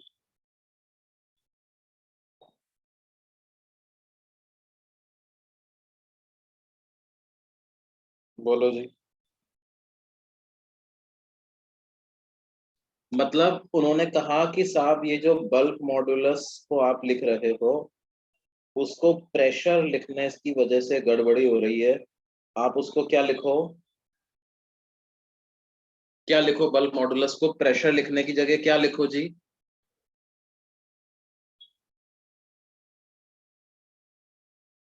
प्रेशर गामा इंटू प्रेशर लिखो। प्रेशर लिखने की जगह बल्क मॉडुलस को क्या लिखो बच्चों? Gamma into pressure. वो गामा ग्रेटर देन 1 होगा ही, 1+2/f होता है। Gamma is 1+2/f, gamma is greater than 1। तो क्या होगा? बल्क मॉडुलस की वैल्यू आपके पास वास्तविकता में ज्यादा निकलेगी। ज्यादा निकलेगी इसका मतलब क्या है जी? साउंड ज्यादा तेजी से प्रोपेगेट करेगी। वेलोसिटी ऑफ साउंड का क्या फॉर्मूला निकलेगा? सर ऊपर का page under root of gamma P by, यानी कि under root of gamma R T by M. ऐसा वेलोसिटी ऑफ साउंड का फॉर्मूला। इसको बोलते हैं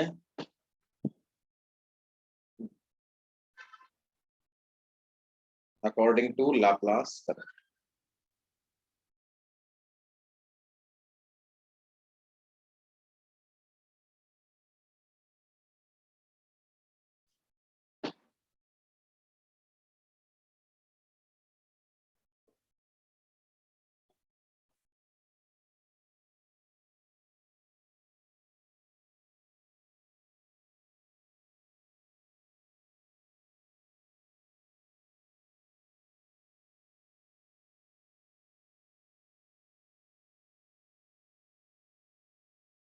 according to Laplace current.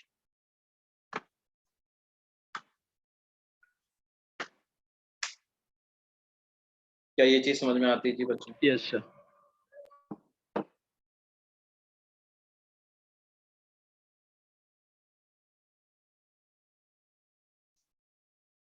Sir 1 minute.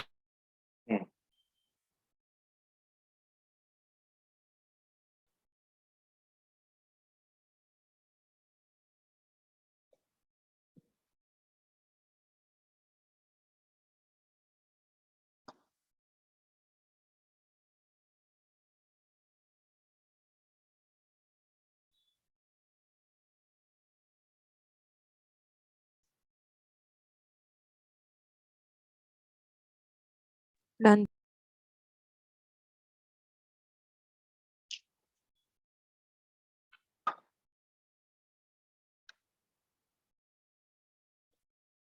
देखो जैसे क्वेश्चन कुछ ऐसा बनेगा,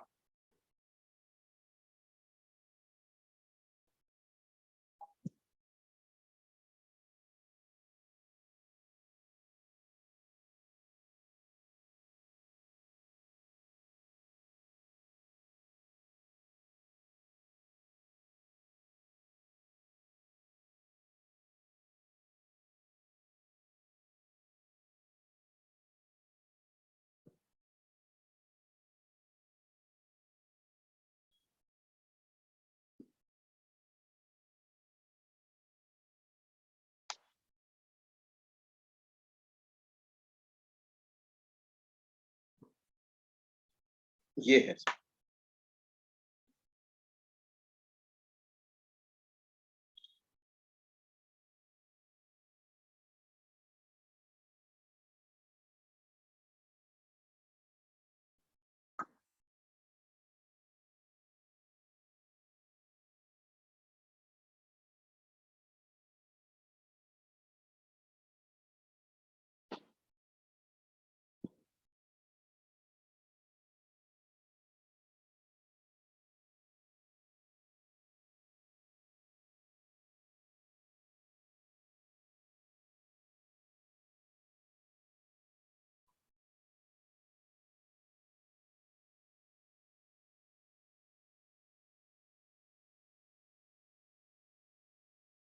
क्या, ऐसा लिखेंगे?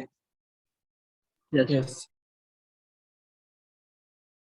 हाइड्रोजन का गामा होगा 7/5 और हीलियम का गामा क्या होगा 5/3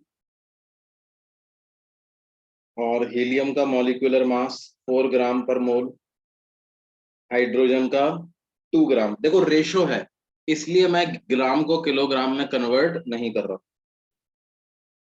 तो ये कितना हो जाएगा जी?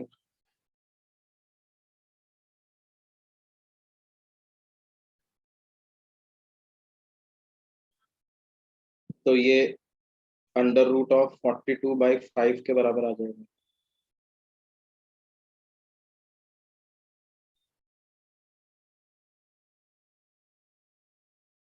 बोलिए बच्चों। Yes. Sir.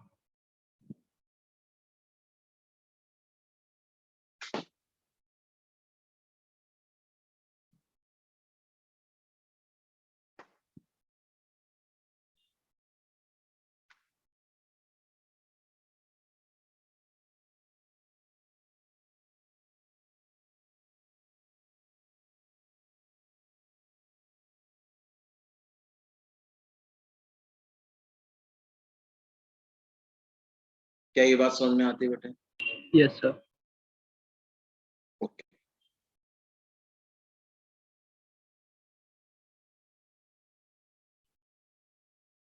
Effect of humidity on velocity of sound.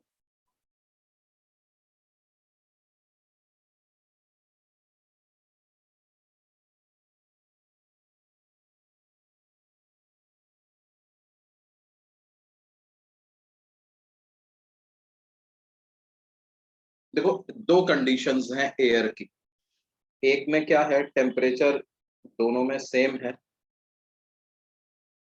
एक कंडीशन में ह्यूमिडिटी कम है, दूसरी कंडीशन में ह्यूमिडिटी ज्यादा। एक कंडीशन में ह्यूमिडिटी कम है, दूसरी कंडीशन में ह्यूमिडिटी ज्यादा। तो किधर ज्यादा ह्यूमिडिटी में स्लो चलेगा ना? ज्यादा ह्यूमिडिटी में क्या होगा? स्लो हो जाएगा। नहीं, देखो नॉर्मल कंपोजिशन क्या होता है एयर का? Nitrogen. Nitrogen and oxygen. Is mainly nitrogen and some part is oxygen. हम ऐसा बोलते हैं जी 78% तो नाइट्रोजन ही रहता है, 21% तो ऑक्सीजन रहता है, बाकी 1% में अदर गैसेस भी रहते हैं। अच्छा, as humidity increases,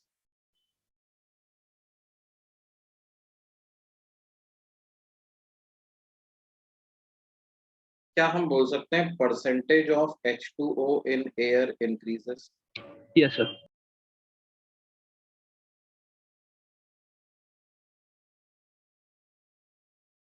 As humidity increases, percentage of H2O in air increases. H2O का परसेंटेज एयर में बढ़ेगा। अच्छा, नाइट्रोजन का मॉलिक्यूलर मास क्या होता है बेटे? 28. 28. 28 ग्राम पर मोल। ऑक्सीजन का क्या होता है? 32.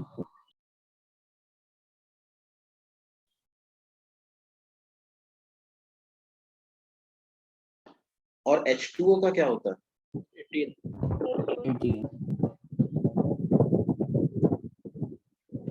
तो एक बात बताओ, H2O जो है उसका मॉलिक्यूलर मास नाइट्रोजन और ऑक्सीजन से ज्यादा होता है क्या कम होता है?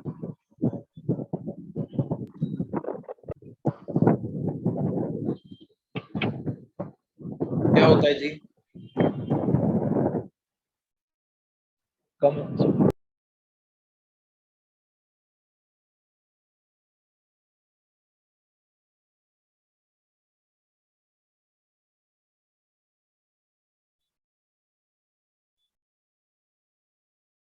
Is lesser than molecular mass of O2 and molecular mass of N2. इसका मतलब क्या है?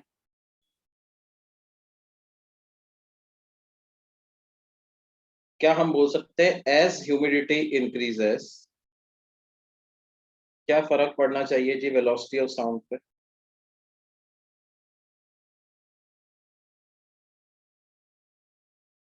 बोलिए बच्चों। इंक्रीज हो इंक्रीज हो जाएगी, क्योंकि ये inversely proportional to under root of molecular mass होती है।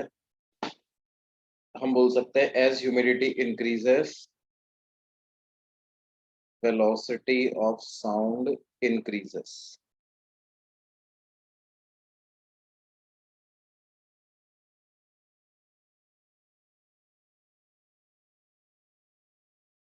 As humidity increases, velocity of sound increases, है ना? ह्यूमिडिटी बढ़ने पर वेलोसिटी ऑफ साउंड भी जो है वो बढ़ जाती है। वेलोसिटी ऑफ साउंड की एयर में जो स्पीड होती है वो अप्रोक्सीमेटली नॉर्मल टेम्परेचर पर 334 मीटर पर सेकेंड इस तरह की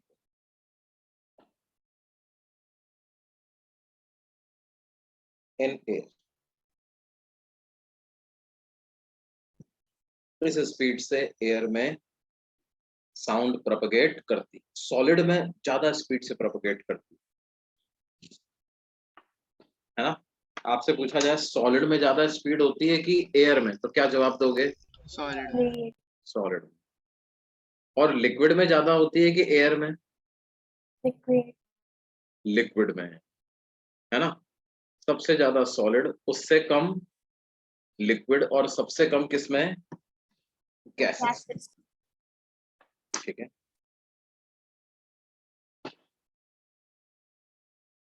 velocity of sound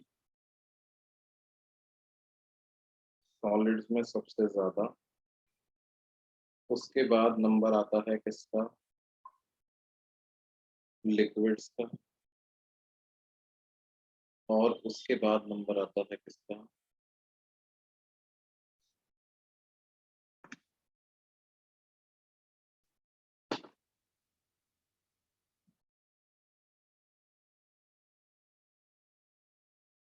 sir last slide दिखाइए ना। हाँ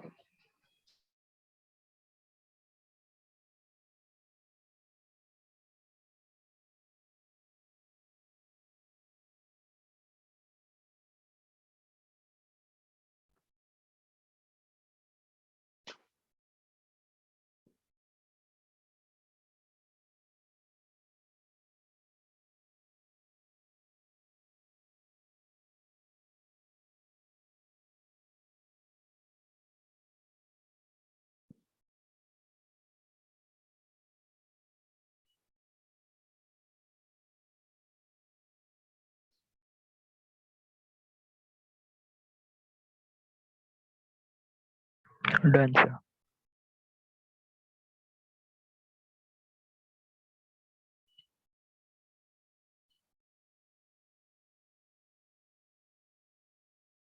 सर हो गया कॉपी। हो गया जी।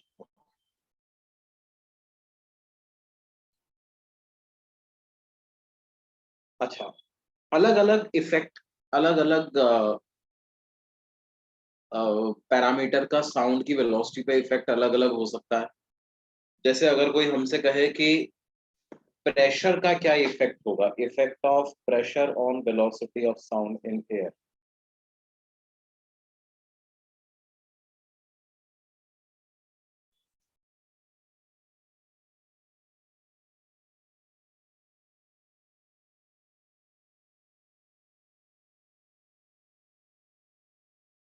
Effect of pressure on velocity of sound in air क्या होगा?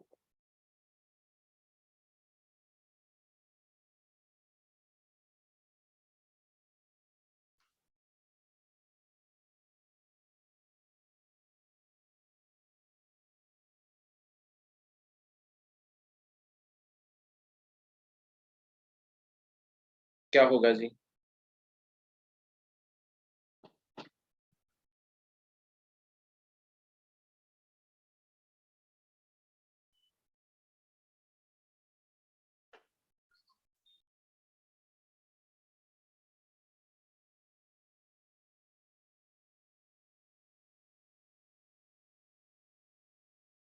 प्रेशर इंक्रीज होगा तो वेलोसिटी इंक्रीज होगा।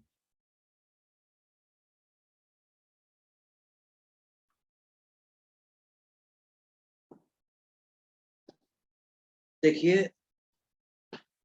हम वेलोसिटी ऑफ साउंड को लिखते तो हैं under root of gamma P by row,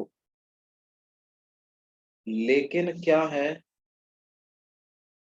density भी निर्भर करती है प्रेशर पर, और डेंसिटी को हम लिख देते हैं पीएम बाई आर टी। तो पी से पी कैंसिल हो जाता है, क्या आंसर आ जाता है? Under root gamma R T by M. तो यदि आपने प्रेशर इस तरह से बढ़ाया कि टेम्परेचर को कांस्टेंट रखने दिया, तो क्या होगा?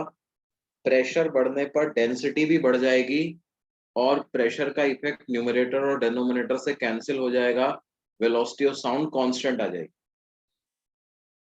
If pressure is change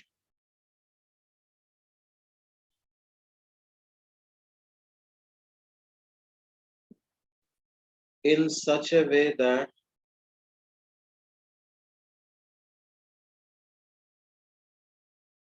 temperature remains constant,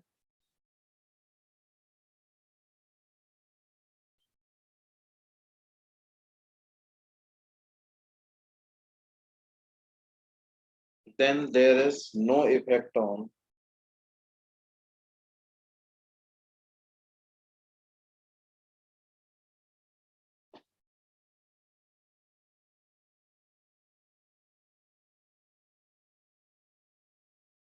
velocity of sound। अगर प्रेशर को हमने इस तरह से चेंज किया कि टेम्परेचर को चेंज नहीं होने दिया, तो फिर प्रेशर के बढ़ने से कोई फर्क नहीं नहीं पड़ेगा, पड़ेगा। स्पीड ऑफ साउंड पे कोई फर्क नहीं पड़ेगा। क्या ये बात समझ में आती है बच्चों? Yes sir.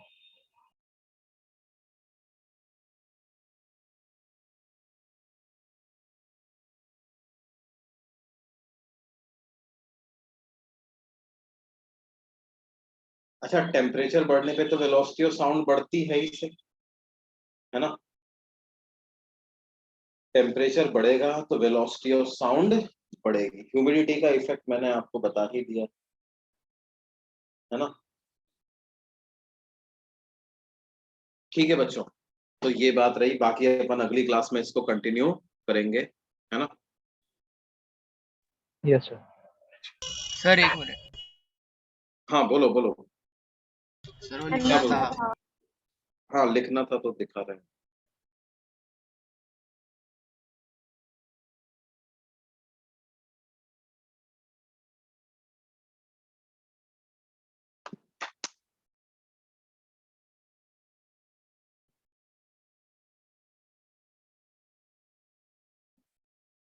हाँ हो गया सर। हो गया। फिर आप ये पीडीएफ इसी बैच पे सेंड, क्या बोल रहे हैं? ये पीडीएफ इसी बैच पे सेंड कर दो, वो पहले वाला भी लिखना है जो आपने पहले सिखाया था। अच्छा ठीक बेटे, ओके।